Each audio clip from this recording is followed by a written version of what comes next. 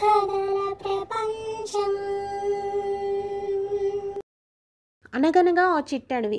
ఒకరోజు బుజ్జి ఉడత నివసించే చెట్టు కింద జిత్తులు మారి నక్క నిద్రపోతూ ఉంది.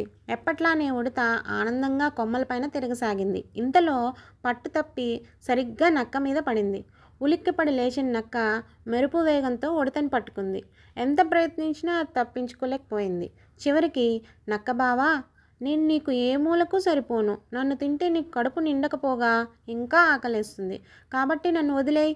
ఏదో పొరపాటున పట్టు తప్పి నీ మీద పడ్డాను అంది ఉడత. దాని మాటలు నక్కకు నచ్చాయి. పైగా ఉడతను తినే ఉద్దేశం దానికి లేకపోవడంతో నిన్ను చంపనులే, కానీ నాకు సందేహం ఉంది, నువ్వే తీర్చాలి అంది నక్క. అదెంత పని? అడుగు చెప్తా అంది ఉడత. ఏం లేదు, నువ్వు ఎప్పుడు చూసినా ఉత్సాహంగా గంతులు వేస్తూ ఉంటావు. నీలా ఉండాలని ఎంత ప్రయత్నించినా నా వల్ల కావటం లేదు. అందుకే అప్పుడప్పుడు నిన్ను చూస్తే నాకు అసూయ, ఈర్ష్య కలుగుతుంది. అసలు ఇంతకీ నీ ఆరోగ్య ఆనంద రహస్యం ఏమిటో చెప్పవా అడిగింది నక్క. ఓ అదా, ఏం లేదు నక్క బావా. ఇతరులతో నన్ను నేను అస్సలు పోల్చుకోను. వాళ్ళని చూసి ఈర్ష్యపడను. నేనేంటో నా పనేంటో అంతవరకే చూసుకుంటాను. ఉన్ననాడు పొంగిపోను, లేనినాడు కుంగిపోను. ఉన్నంతలో తృప్తి పడతాను.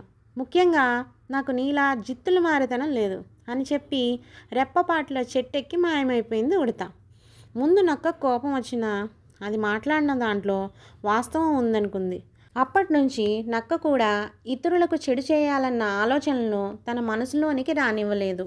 ఇతరుల జంతువుల మీద మృగరాజుకు చాడీలు చెప్పడం మానుకుంది. తనకు దొరికిన మాంసంతోనే తృప్తిగా జీవించడం ప్రారంభించింది. కొద్ది రోజుల్లోనే నక్క కూడా ఉల్లాసంగా, ఉత్సాహంగా తయారైంది. Thank you for watching the video. ఈ వీడియో కనుక మీకు నచ్చినట్టయితే లైక్ చేయండి, ఫ్రెండ్స్కి, ఫ్యామిలీ మెంబర్స్కి షేర్ చేయండి. మరిన్ని ఇలాంటి వీడియోస్ కోసం మా ఛానల్ని సబ్స్క్రైబ్ చేసుకోండి.